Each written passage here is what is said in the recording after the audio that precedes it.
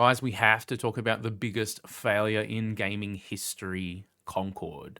So this game has officially been shut down within 2 weeks of its launch, barely sold through 25,000 units, which is a colossal failure for a AAA first-person shooter. Now, Sony is actually issuing refunds, full refunds. This is unprecedented for Sony. They do not do this type of stuff, but we'll get into it here. So let me show you this. Concord fans, we've been listening, blah, blah, blah, blah, blah. We recognize that other aspects of the game and our initial launch didn't land the way we'd intended. We decided to take the game offline beginning September 6th. We'll begin offer full refund for all gamers.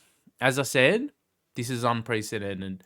Sony do not do this type of stuff normally. So, man, I've been covering games since I was a kid, you know. I've been fully into it since I was like 11 years old or something. I played Super Nintendo and Nintendo 64 back in the day, and actually started writing guides and stuff back on the Xbox 360 when that was, starting to go up in like 2006 or 7 or something. So I've been doing this for a very long time, and I have never seen a failure this big and this grand. The failure lands on, I think, 3 fronts. So let's first talk about Concord itself. We'll get on to Sony in a bit because I think Sony have done, yeah, they failed pretty hard here. But let's talk about why this game failed. Now, we're talking about video games here. Video games have 2 major components that make them up, right? The video part and the game part. The video is all of the visual stuff, the visual designs, the characters, the graphics, the look, the feel, all that type of stuff, right? These characters are just super unappealing. Like, these character designs just don't look interesting. The graphics here just, I mean, they're just bland and flat. The use of color is really, really strange, like blue and orange with grays everywhere. And this one here, this green, gray, brown, blur with like purple, not purple, blue lipstick. Like, and then the robot boy down here. Is it a boy? Is it a girl? Why does a robot identify as anything?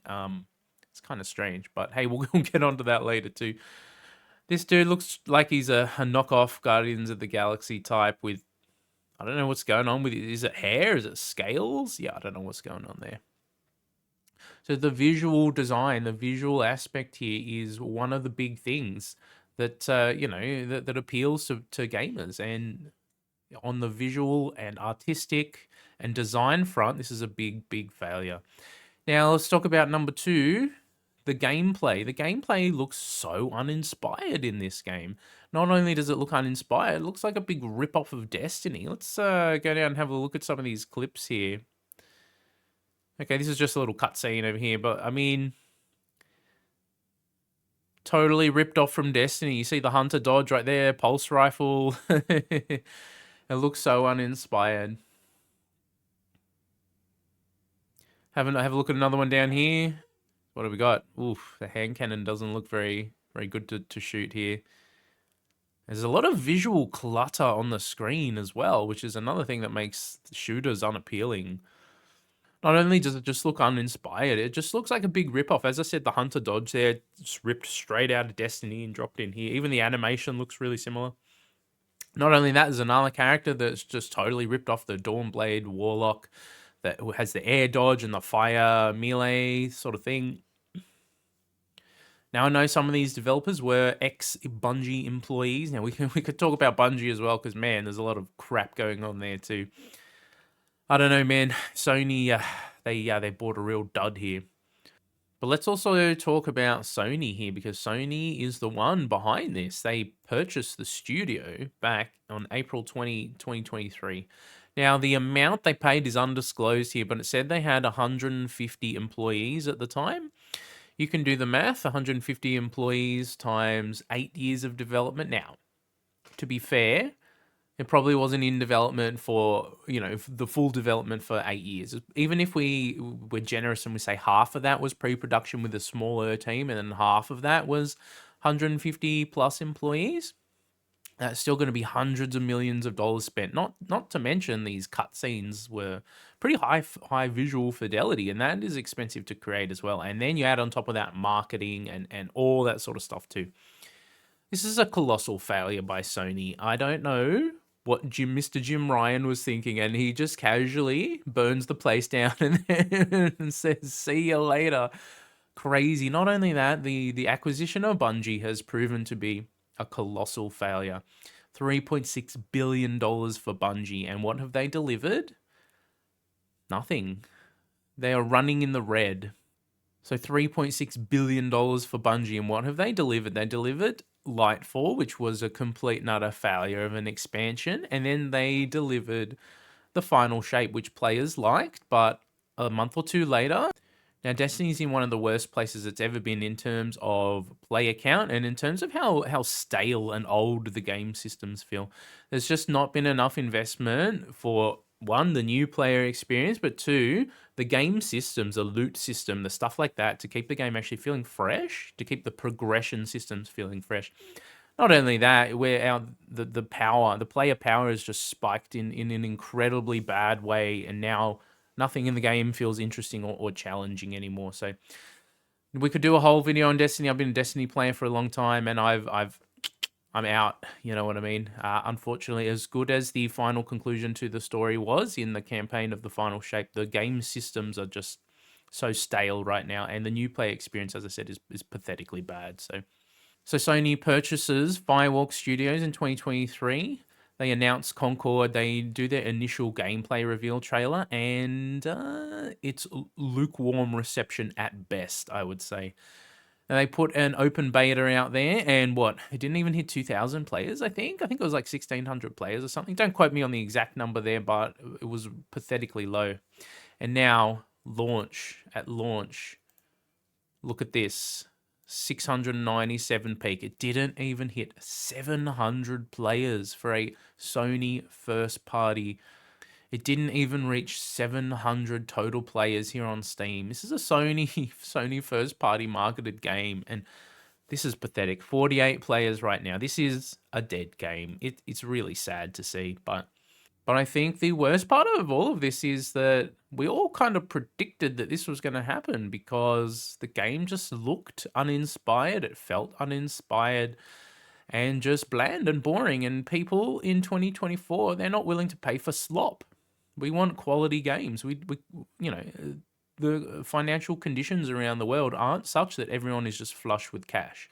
There are some people that can afford to blow all their money on stupid stuff, but the vast majority of human beings have to pick and choose what they spend their money on. And if you offer up a big bowl of slop, who's going to pay $40 for that? Especially when there are other free games on the market in this genre that are doing it way, way better.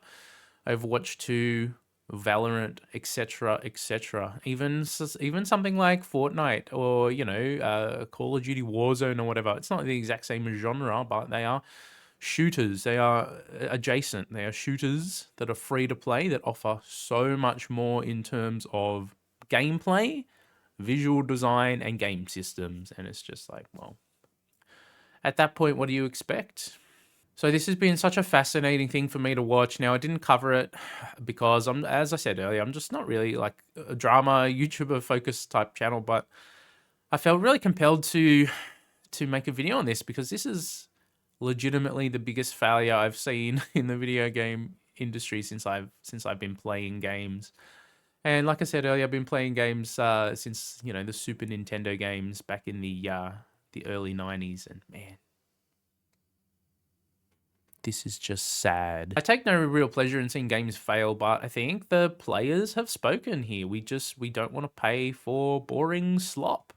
And I don't know if the diversity thing is really the thing that caused people to be turned off by this, but I don't think it helps either. I don't think people want that sort of stuff shoved in their face. The problem is when you include diversity as like a checkbox, it feels, again, uninspired and just like you've tokenized these minorities now, and that's like an insult to them as well. If you are going to represent, minority cultures or whatever, you have to do it in a respectful and a real way, not like a BS tick box. Like I said, it's just, man, it's an insult to those people too. I think I don't know. This whole Concord thing has just been such a train wreck to watch, and like I said earlier, a lot of us just kind of predicted that this was going to happen, and now we're seeing it in full. Now, obviously, not all the blame has to go to Sony. I think Sony shares a big part of the blame here for putting out this game in its current form, but I think the developers have just, they haven't learnt anything from the failures of the past.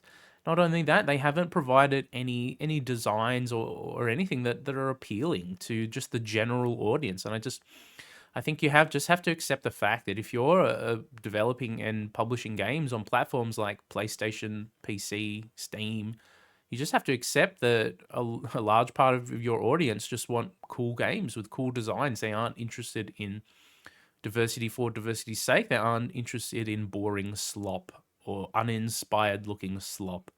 And that's what this game is, a big sloppy turd. Ladies and gentlemen, thanks for tuning into a video. Now, normally we cover roguelike and RPGs and stuff like that on the channel. So if you're into that sort of thing, smash like and subscribe. Thank you very much for tuning into a video here, an off-topic video. But again, thank you very much, and I'll see you on the next one. Take it easy.